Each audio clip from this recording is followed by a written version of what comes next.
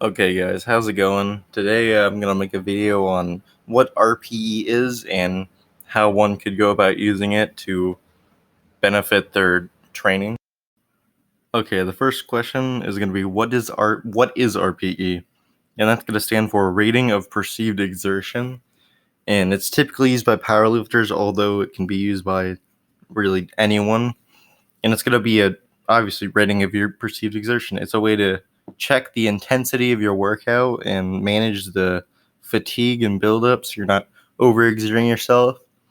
It's typically put into training plans, which you can look up online and see what RPE goes with what amount of sets, so on. So the next question is, how do you use it? So RPE 10 will mean that is an absolute all-out set. You put everything you had into it, and there's no way you could have gotten another one. Then 9, that means you had 1 rep left in the tank. You did, say, if you did 10 reps and you could have gotten 11, that would have been 9 RPE.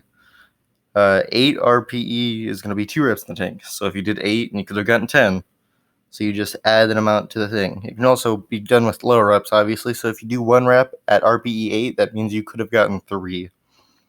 And then that goes all the way down until 1. But the next thing is going to be half. So 9.5 RPE is basically 10, but you might have been able to get another one. So you got that 1 or 9, you could have gotten that. Maybe that second one, probably not. Or if you did 9, you maybe could have gotten that 10th.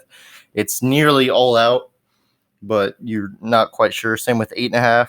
You could have gotten another one, maybe 2, 6.5, 3, maybe 4.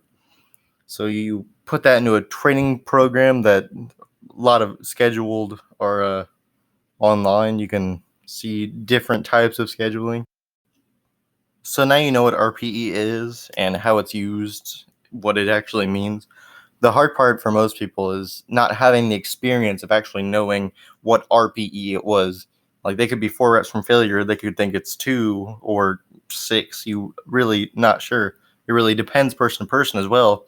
So that experience helps you build on that knowledge bank that helps you rate the RPE.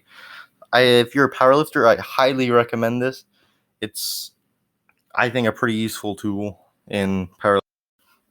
I think RPE is a great tool because it kind of auto-regulates, if that makes any sense. So one day, an RPE 8 for a set of 4 could be more or less weight than the next day. So on your good days, you do more weight. You kind of work up to that weight and see how you feel.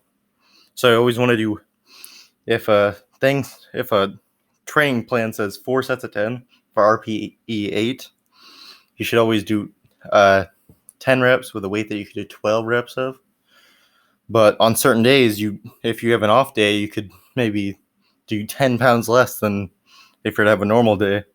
But don't quite take that as if you're feeling crappy, just don't do as much. Don't slack off. But it's a way to auto-regulate your intensity so it fits perfectly into going into a meet or just regular training. So that's all you're really going to need to know about RPE in order to follow a training plan that you found online. So that's really going to be about it. Thank you for watching.